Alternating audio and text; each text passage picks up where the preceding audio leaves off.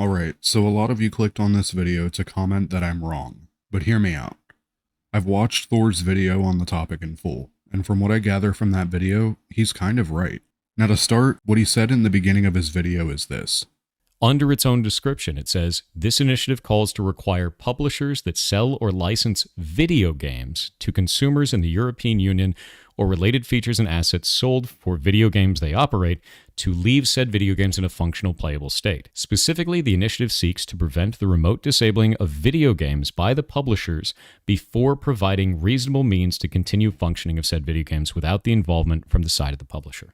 This isn't always possible in all video games, and it doesn't call out the specific practice that this is supposedly trying to defeat. It is incredibly vague and will damage all live service games. How would you keep League of Legends in a functional playable state? You'd have to re-architect the entire game. The game is what is called client-server. So in client-server models, there's a server and there's a client, and all of the math, all of the game, everything happens on the server. The client just displays it. And the reason we want to do it that way is so that you can't teleport around and do a billion damage. You don't trust the client. You trust the server. The client just displays what it's told. And I agree with him. For certain games, you simply can't do it that way. It's just not an option. And that's my personal problem with the Stop Killing Games movement. I'm on board, but the language needs to be much clearer. Take a game like old school RuneScape as an example. Does anyone know how you would continue that game if the servers were shut down? Yes, it's possible, but it would require someone to have to pay the money to keep it running. It's just not viable, especially when the game itself is a monthly subscription. That's why the wording of it is so important. What is the specific cases they've called out that are egregious, and they have one? It's the Crew. Now, for the Crew, this is where I have to disagree with Thor. The Crew is a good example of a game that, if they had released the source code to the community, it would not be very hard, and would not cost a lot of money to get fan-made servers up and running, or to create a program that allows peer-to-peer connections. However, what Thor forgot to mention, whether intentionally or not, is that it wasn't just the servers going down, it was the complete removal of the entire game from people's game libraries.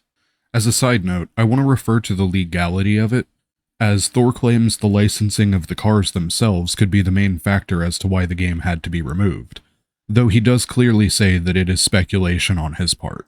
Citing upcoming server infrastructure and licensing constraints. What were those licensing constraints? Well, it turns out that all of the cars in the game were licensed from the car companies, and a 10-year running game likely means that they had license to them for 10 years, and that means that it would likely reopen for negotiation. Now, understand that's speculation, but I've seen this type of a deal many times in the industry while I've been working in it, so it's not unlikely. Now that we have heard what Thor has to say about that, I will refer to Google's AI for a legal understanding of this. Yes, a company's failure to pay royalties or copyright fees or assets within a video game can indirectly affect customers who have already purchased the game, although the specific impact can vary depending on the situation. Here's why and how it might happen. Potential removal from sale and access issues. If a copyright holder discovers their intellectual property is being used in a game without proper payment or licensing, they could issue a DMCA takedown notice or pursue legal action. This could lead to a game being removed from digital storefronts, meaning new purchases would be impossible. In more extreme cases, copyright holders might even demand the game be removed from download for existing customers, although this is less common and might depend on the specifics of the situation, and whether the copyright holder feels the game significantly harms their reputation or IP. Impact on game services. If the game relies on online services or servers maintained by the infringing company, those services might be shut down or become unavailable due to financial difficulties or legal pressure related to the copyright dispute. This could render the game unplayable or significantly diminish the experience for customers who already bought it. Limited legal recourse. Typically, the legal dispute is between the copyright holder and the infringing company, not with the individual customers who bought the game. While platforms like Steam may have policies for refunds or access to purchased content, an end-user license agreement, which you usually agree to when purchasing a digital game, can limit a user's rights to refunds or continued access, regardless of developer issues. So as we just learned, yes, this is a valid legal situation. However, it would be on the part of the companies who own the copyrighted material. So what we need is a direct response from the companies in question, as Ubisoft may not have had a choice in the matter. Everyone has been really hard on Ubisoft, myself included, but I feel we need the full context. Yes, the company has been going downhill for years now, but for this issue, full context is required. So I urge all of you to try to reach out to the companies who hold the copyright for assets used in The Crew and ask them about their involvement in this situation.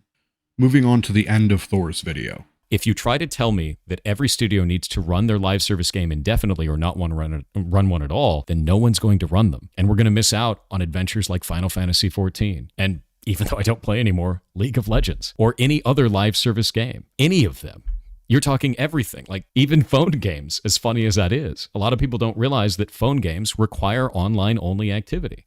What about things like Pokemon Go? What about stuff like Monster Hunter Now? What about any of these? We'd never get any of them. And that's why I think this needs to not be vague. It needs to be specific about the business practice it's trying to defeat, which is specifically companies that are doing this under the guise of it being a single-player game, but adding online-only functionality that is not necessary and doesn't add any gameplay elements. That's the problem.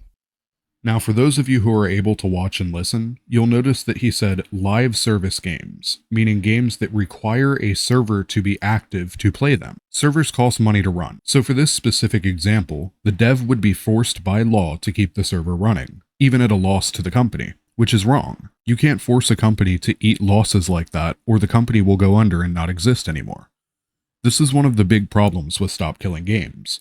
We are all so hung up on ownership that we forget games can be different, and not all games follow the same formula. What Thor was saying here was not that you're buying a license for all games, but that you're buying a license for a live service game. Now, I could be wrong, but Thor has never once said this without prefacing it with live service games or something else to that effect. I believe this whole thing has gotten very out of hand, and people are doing what internet people do. They found a villain for the situation, and they're attacking him outright over a simple misunderstanding. Do I agree with everything he says? Of course not. This doesn't change the fact that he has a big ego, or that he can't let go of his pride to apologize for his wrongdoings. But what I'm trying to say is, maybe we should take it a bit easy on the guy. It's not like he did anything really bad. He just had an opinion on the internet. But before this video gets too long, I'm going to go ahead and end it here. If you like this video, then leave a like, comment, and subscribe. If you like this video, then leave a like, comment, and subscribe. It really helps me out. Thanks so much for watching, and have a wonderful day.